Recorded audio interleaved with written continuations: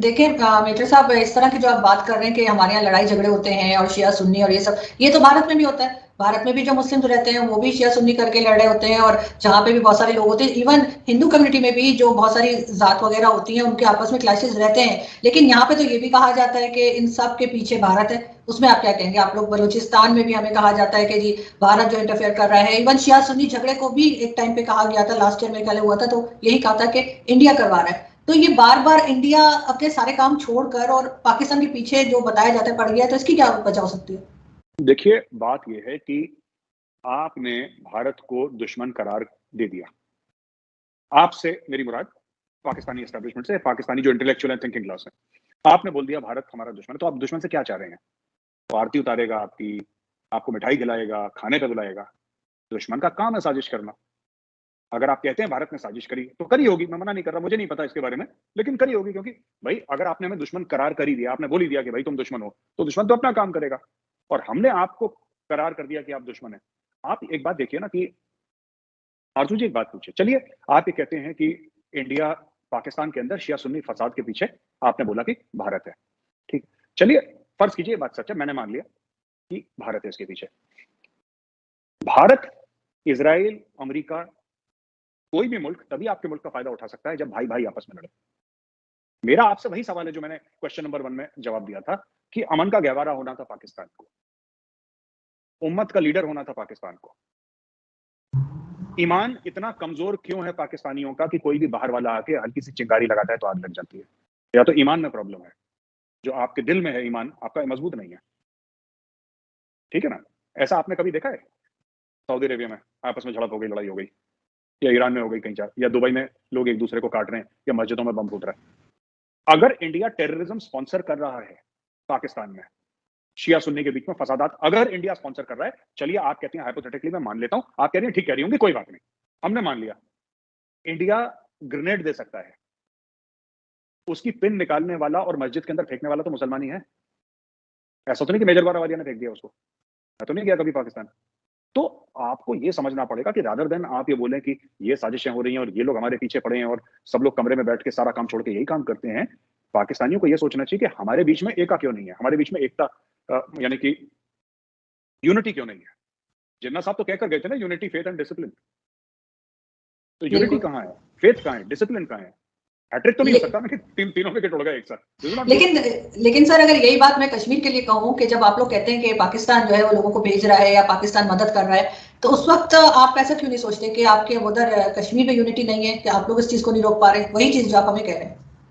देखिए, कश्मीर में आपस में लोग एक दूसरे को नहीं मार रहे, कश्मीर में टेररिज्म है जो सरहद पार से हो रही है, और यानी कि पाकिस्तान से भेजे जा रहे हैं लोग, और जो होम ग्रोन टेररिस्ट हैं। कश्मीर में शिया सुन्नी फसादात या हिंदू मुस्लिम फसादात नहीं है, क्योंकि कश्मीर में सारे हिंदू मार दिए। अब कश्मीर में ठीक है, हिंदू ना के बराबर है, कुछ कुछ हैं, जम्मू में तो हैं, कश्मीर वैली में हिंदू नहीं है। वो 100% हिंदू एरिया हुआ करता था, 100% हिंदू एरिया हुआ करता था, जैसे पूरा हिंदुस्तान हुआ करता था। अब कश्मीर वैली इज ऑल्सो, मैं घाटी की बात कर रहा हूँ, वैली की, Kashmir valley is 97% Muslim, there are almost no Hindus, almost पूरी एक नस्ल वहां पे पैदा होके बड़ी हो गई है जिसका कोई हिंदू दोस्त नहीं है। And I think that is, मेरे खुद इंडिया में इतने मुस्लिम फ्रेंड्स हैं, घर में आना जाना है, हमने कभी नहीं सोचा वो मुसलमान है, या उन्होंने कभी नहीं सोचा हिंदू हैं, आते हैं, मदर से मिलते हैं, जब फादर थे हमारे उनसे मिलते थे, तो हमने तो कभी नहीं सोचा, क्योंकि हमारा कभी माइंडसेट ऐसा नहीं था। देखिए, इंडिया में प्रॉब्लम्स हैं अपनी आरजू जी, अगर कोई ये बोले ना कि इंडिया परफेक्ट है, ऐसा नहीं है, हमारी डेमोक्रेसी में भी बहुत ज्यादा प्रॉब्लम्स हैं, राइट? पर हम लोग कभी उसको ना मजहब का जामा पहना के ये नहीं बोलते कि हाँ ये ठीक है।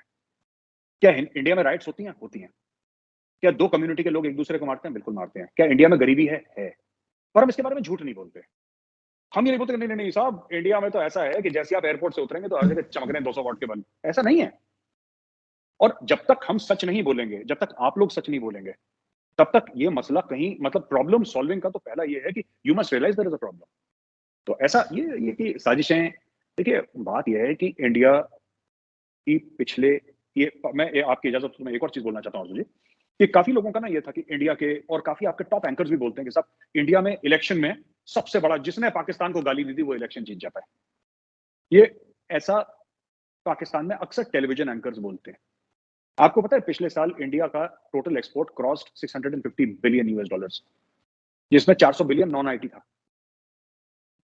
$650 बिलियन, जो कि कह रहे हैं कि 4-5 साल में it will cross $1 trillion per year, $1 trillion per year. ये पाकिस्तान को गाली देके इंडिया ने $650 अरब डॉलर का एक्सपोर्ट कर दिया, बस पाकिस्तान को गाली दे देके। ये जो हमने इंफ्रास्ट्रक्चर बनाया है इतना जबरदस्त, ये जो हमारा स्पेस प्रोग्राम है ना, जो फार्मर्स को हम लोग इतनी सब्सिडी दे रहे हैं, जो दुनिया भर की जो इंडिया में चीजें लग रही हैं, जो हमारे दुनिया भर के हमारे टॉप सॉफ्टवेयर कंपनीज में हमारे सीईओज हैं, जो हमारी डिप्लोमेसी है, doctor Jaishankar, prime minister Narendra Modi ji, ये सब पाकिस्तान को गाली देके चल रही है। हिंदुत्व, आरएसएस, नाज़ी, फाशिस्ट, मुसलमान बुरे होते हैं, सिर्फ हिंदू, यही सब कर करके हम लोग वर्ल्ड में टॉप पे पहुंच रहे हैं। One of the top performing economies in the world है। तो ये थोड़ा सा सोचना पड़ेगा कि क्या बोलते हैं, इसके पीछे लॉजिक, ये सोचना पड़ेगा।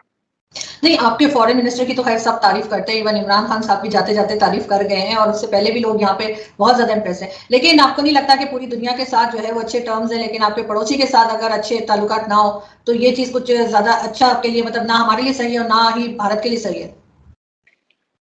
अर्जुन जी, मैं आपको बताता हूँ कि एज एन इंडियन मैं बताता हूँ, एंड आप प्लीज मुझे करेक्ट करें अगर मैं गलत जा रहा हूँ, तो आप मुझे बेशक करेक्ट करें। लेकिन ऐसा है कि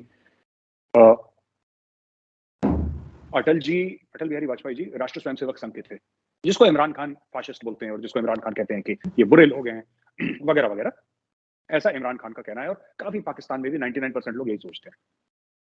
अटल जी अपनी पॉलिटिकल कैपिटल को, जो भी उनकी पॉलिटिकल कैपिटल थी, उसको दांव पे लगा के मीनार पाकिस्तान गए थे, बस से। मीनार पाकिस्तान क्यों गए वो? क्योंकि पाकिस्तानियों के दिल में ये है कि हिंदुस्तानियों ने पाकिस्तान का वजूद तस्लीम नहीं करा।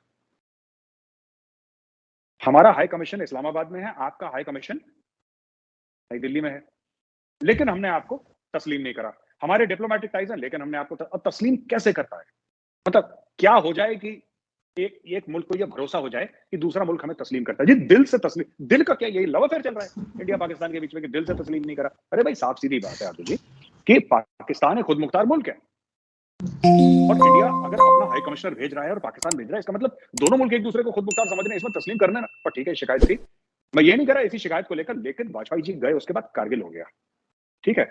मोदी जी ने भी जिंदगी भर अपनी राष्ट्रीय स्वयंसेवक संघ नहीं बिताई, वो कार्यकर्ता थे राष्ट्रीय स्वयंसेवक संघ के, ठीक है। मोदी जी ने जैसी इनॉग्रेशन हुआ, उनका स्वेरिंग इन हुई, तो 2014 में उन्होंने क्योंकि नवाज शरीफ थे, अगर उस समय इमरान खान होता है, इमरान खान को बुला लेते भाई।